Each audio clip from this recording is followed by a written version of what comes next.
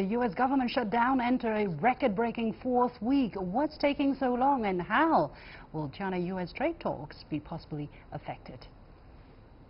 With no end in sight, the partial U.S. government shutdown has officially become the longest in modern history. On Monday, the shutdown reached day 24, eclipsing the previous record of 21 days in the 1990s under then-President Bill Clinton. At the root of this most recent conflict is a standoff between Republicans and Democrats over $5.7 billion in funding for President Trump's proposed U.S.-Mexico border wall. About a quarter of the federal government is out of operation, stranding 800,000 employees without a paycheck. How much suffering is the shutdown inflicting on American people? How can the government start pulling itself out of its self-imposed political quagmire? And what does it all mean for the upcoming China-U.S. trade talks? Joining me for the discussion in the Beijing studio is Qinduo, Senior Researcher at the Pangoal Institution, and from Taipei, Feingold, Senior Advisor at the DC International Advisory. Gentlemen, welcome to The Point. Qinduo, let me go to you first. What's the situation here? Who is to blame for the longest shutdown in the U.S. modern history, and in which court is the ball now? Well, blame the Mexicans because they refuse to pay for the wall. Well, with that being said, I think it depends on who you ask. If you ask a supporter of President Trump, the possibility is they will point the finger at the Democrats who refuse to fund the wall.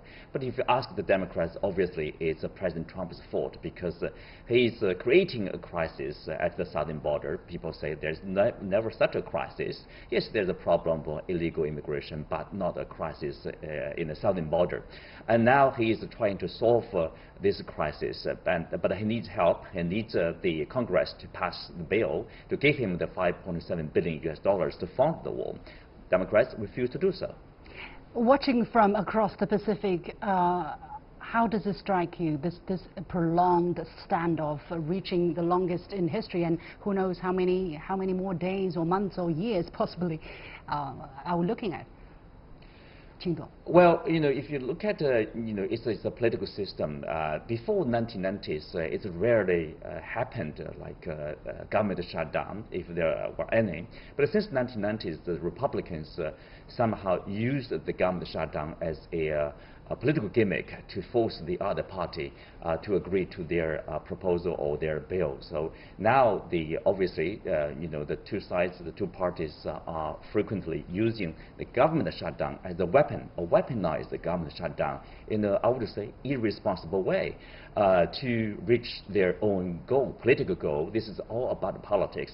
I agree. Yes, there's a crisis of illegal immigrants. It has been such a problem. Potential crisis, maybe? I would say problem. Okay. It has been there for more than a decade. Okay. President Trump, President Obama, even earlier, President Bush, they all talked about this issue. But obviously, there's the problem before this war is really there's a consensus for the two parties to reach.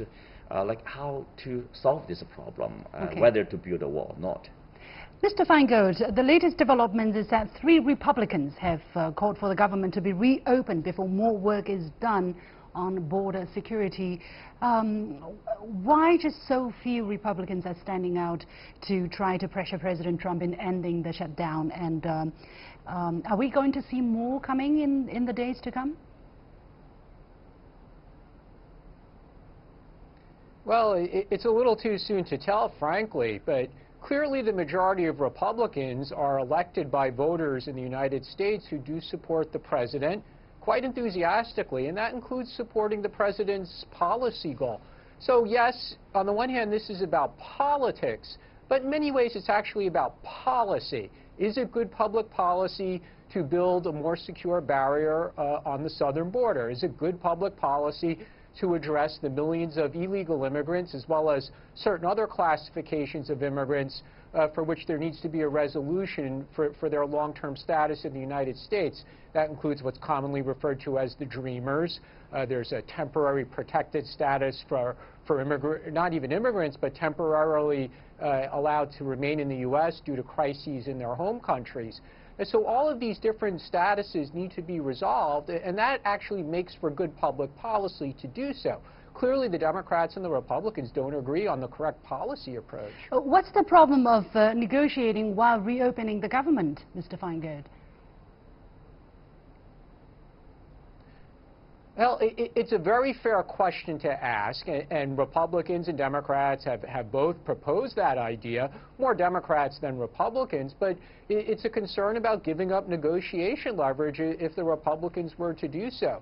And President Trump has sent a signal that he's not willing to do that at this stage. Maybe he will in a few weeks. He'll change his negotiating strategy, but for now, he's not willing to do that. And the Republican majority in the Senate are respectful of the president's wishes on this point. President Trump has also avoided the idea of declaring a national emergency to get the funding for the wall and bypass Congress. And he says that a national emergency is an easy way out, and he would prefer Congress to resolve the problem. Qinduo, what's your understanding of his motive in bypassing this, in not using this option, and his explanation as an easy way out for the national emergency path? Well, if he opts for declaring national emergency and use some of the unspent military fund to fund the wall, that's an option. But then there are problems. The Democrats, obviously, they are looking for the clues in terms of law to fight back if he does so. And secondly, his advisors in the White House are basically suggesting him the better way is still to get the fund from the Congress. And also, he is enjoying the support from his supporters that, to continue to fight and for the wall. Fight for the wall, as he said, as long as he fights for the wall, he's winning the public opinion. Okay, so a lot of politics there. When it comes to U.S.-China trade talks, it was supposedly that Chinese top trade negotiator should be visiting the United States during this week and talk about all of that. Qinduo, how is this government shutdown potentially affecting the trade talks? Is it going to affect things at all? Well, so far it seems it's functioning normally in terms of the talks with the Chinese side. Of course, it involves, like say, it's partial shutdown. First of all, it's not a complete shutdown of the federal government. So only a few number of people, like from the Ministry of Commerce or the representative of Trade Office there to join this trade talks with the Chinese side. So I believe the talks will go ahead as planned. Okay. When it comes to the effects of this partial shutdown on U.S. federal workers and ordinary people, Mr. Feingold, what's your information there that you are receiving? Are federal workers angry that after weeks of being temporarily laid off or working without pay, they're getting a check of a grand sum of $0, and who knows when they're going to get their next paycheck? How are they dealing with the situation? Yeah, well, that's certainly a concern for hundreds of thousands of federal workers. This has gotten an enormous amount of media attention in the United States, and some of those people are frankly struggling.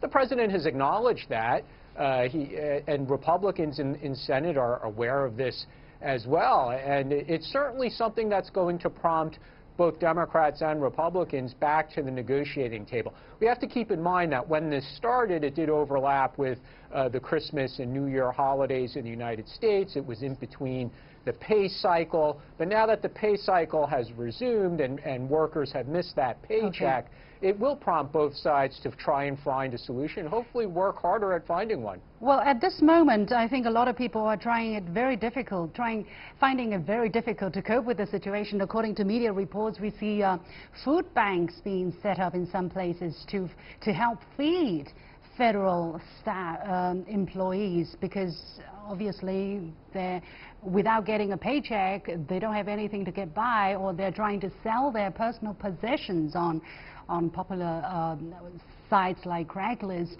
It's unbelievable for me, Mr. Feingold. Why are people forced into this kind of situation? 3 weeks without pay, and you have to sell your personal possessions or go to food banks? Yeah, we've.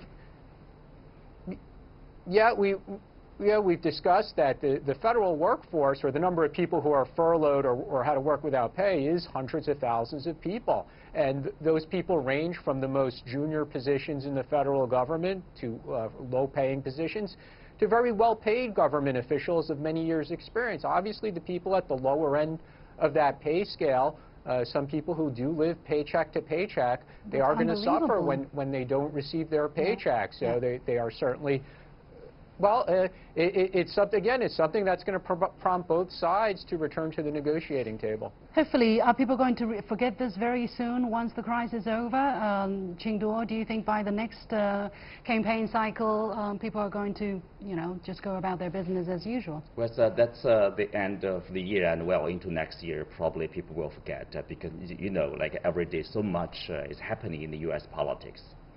Okay. Mr. Feingold, your take. It's a very interesting question because it all depends on what kind of agreement the Democrats and the Republicans in the White House could eventually reach. Would it include wall funding? How much wall funding?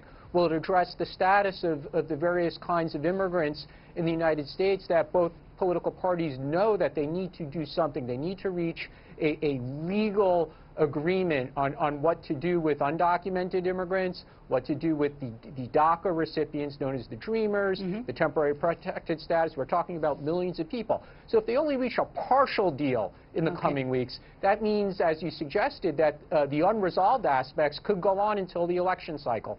Okay, we're going to leave it there. Many thanks to my two guests, Qinduo, Senior Researcher at the Pangoal Institution, and from Taipei, Ross Feingold, Senior Advisor at the DC International Advisory.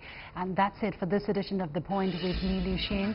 As always, you can follow me on Facebook and Twitter using the handle The Point with LX. Download the application called CGTN to watch the show on your mobile devices, or go to YouTube and look for CGTN The Point.